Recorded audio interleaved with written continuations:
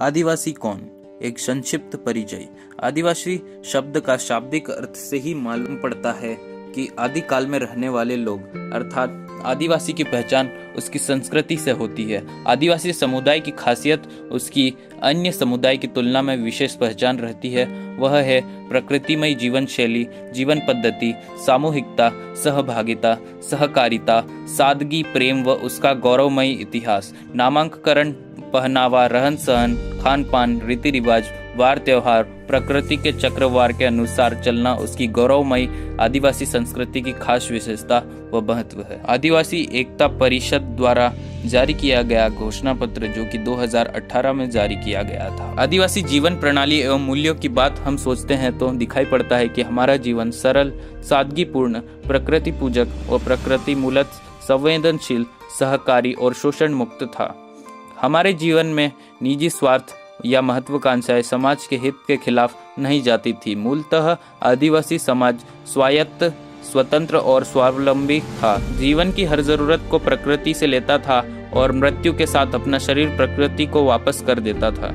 लेकिन दुनिया में एक नई सभ्यता का जन्म हुआ, जिसको सब चीज ज्यादा से ज्यादा चाहिए।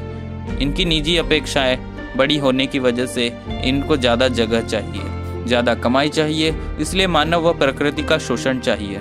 दूसरों के साथ हमेशा झगड़ा चाहिए, इसलिए चंद लोगों ने जल, जंगल, जमीन और खनिज संपदा पर अपना कब्जा जमाने की कोशिश की। इसके लिए दुनिया में बड़े बड़े अस्त्र शस्त्र पैदा किए और युद्ध हुए।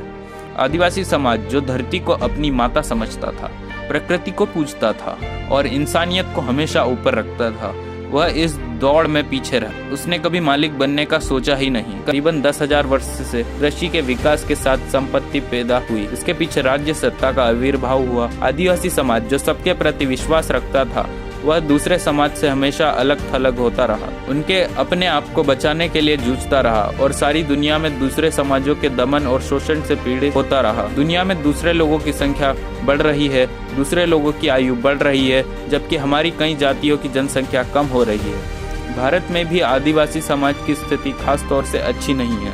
85% आदिवासी लोग गरीबी रेखा से नीचे जीवन जी रहे हैं। आदिवासी जीवन जो जंगल पर ही निर्भर था, वह जंगल कानून से छिन गया और सदियों से दिन प्रतिदिन जीने की थोड़ी बहुत जमीन थी, वह भी गैर आदिवासियों द्वारा छीन ली गई। जिसको पैर रखने के लिए जगह नहीं होती है, उनके लिए अधिकारों की बात सिर्फ किताबी बन जाती है। 50% से ज्यादा आदिवासियों के पास आज जमीन नहीं है। देश में हमारी जनसंख्या 7% है, फिर भी हमारे पास देश की कुल जमीन के 1% से भी कम जमीन है। हमारे लोगों के दिल में हमेशा डर रहता है कि मेरा कब क्या होगा। जय आदिवासी।